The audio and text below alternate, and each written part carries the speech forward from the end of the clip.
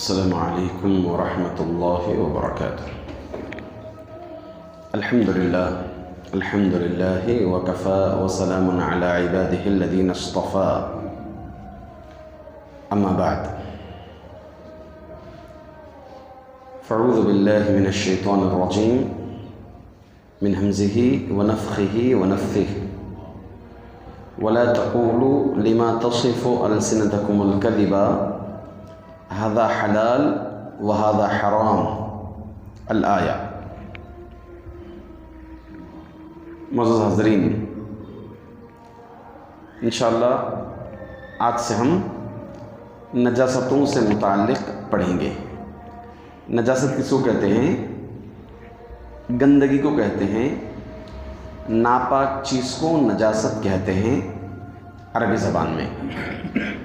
نجس کے معنی ناپاک چیز، اور عموماً نجس کس کو کہتے ہیں؟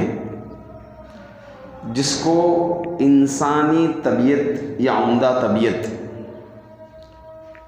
ایسی چیز کو چھونے سے، لگنے سے دل میں کراہت محسوس کرتے ہوں، اور دلی طبیعت اس کو چھونے سے، اس کو ٹچ کرنے سے طبیعت نہ چاہتی ہو، اس کو کہتے ہیں نجس. شریعت کی نظر میں نجس کیا ہے؟ شریعت کی نظر میں نجس وہی ہے جس کو شریعت نجس کہیں. ایک اصول ہے، ایک قاعدہ ہے، یاد رکھیں اس کو. ہر چیز پاک ہے، ہر چیز پاک ہے، الا یہ کہ شریعت اس کو ناپاک کہیں. شریعت کی نظر میں ناپاک چیز وہی ہے جو شریعت ناپاک کہے. ہماری طبیعت چاہتی ہو نہیں چاہتی وہ بات الگ ہے. یہ انسان کی طبیعت چاہتی ہے نہیں چاہتی ہے وہ بات الگ ہے. انسان کی طبیعت پاک سمجھتی ہے تو وہ پاک ہو گئی، انسان کی طبیعت گندی سمجھتی ہے تو وہ چیز گندی ہو گئی. نہیں، ہر چیز پاک ہے جب تک کہ شریعت اس کو ناپاک نہ کہہ دے. کوئی دلیل ہونا چیز ناپاک ہونے کی. پاک ہونے کے لیے دلیل نہیں ہونا، ناپاک ہونے کے لیے کیا ہونا چاہیے؟ دلیل ہونا چاہیے. یہ ایک قاعدہ ہے، اصولی قاعدہ ہے. اب شریعت نے جس کو ناپاک کہا ہے یا جس چیز کو گندی چیز کہا ہے وہی چیز گندی ہے. یہ انسان کا اختیار نہیں ہے کسی چیز کو گندی کہنا، کسی چیز کو اچھی کہنا. سب چیزیں پاک ہیں.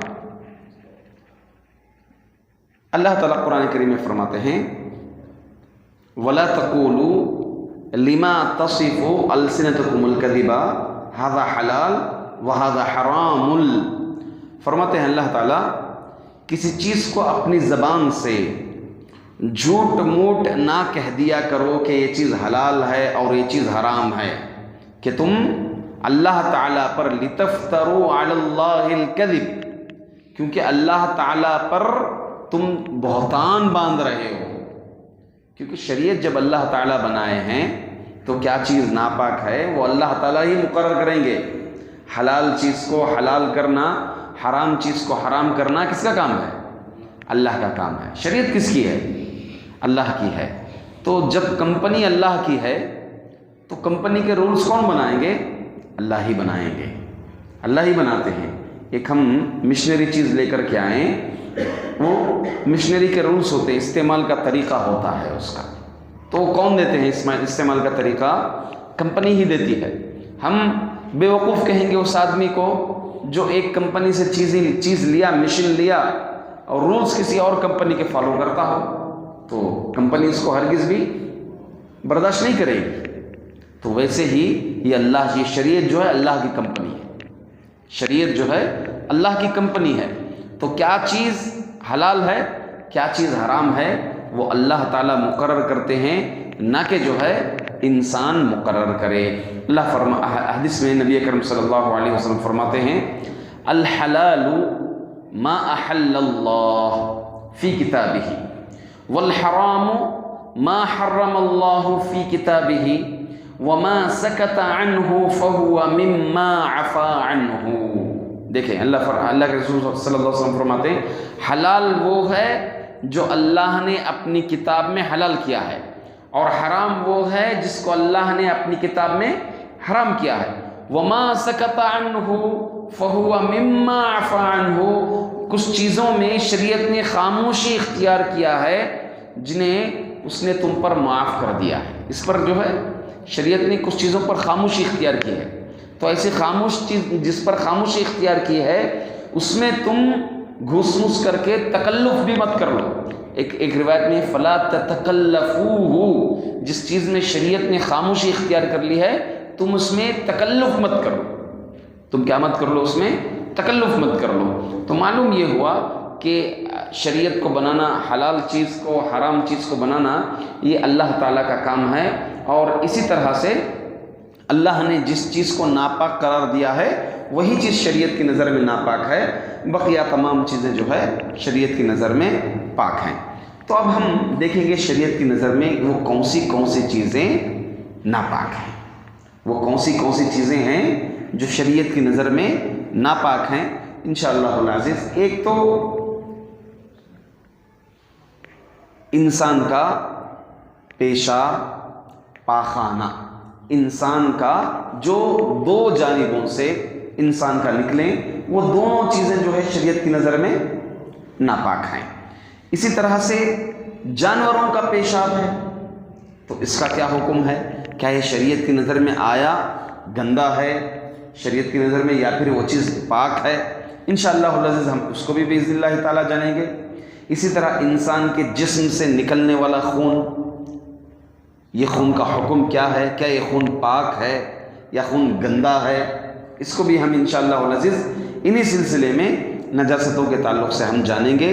پھر جن چیزوں کو شریعت نے نجس کہا ہے، جیسے خنزیر ہے، ہاں خنزیر کا گوشت ہے، خنزیر کی ہر چیز ہے، ہاں اسی طرح کچھ چیزیں حلال ہیں مگر اس میں کچھ آمیزش کی وجہ سے، ملانے کی وجہ سے وہ چیز کیا ہو جاتی ہے، شریعت نے ایک قاعدہ دے دیا ہے کہ وہ حرام ہے۔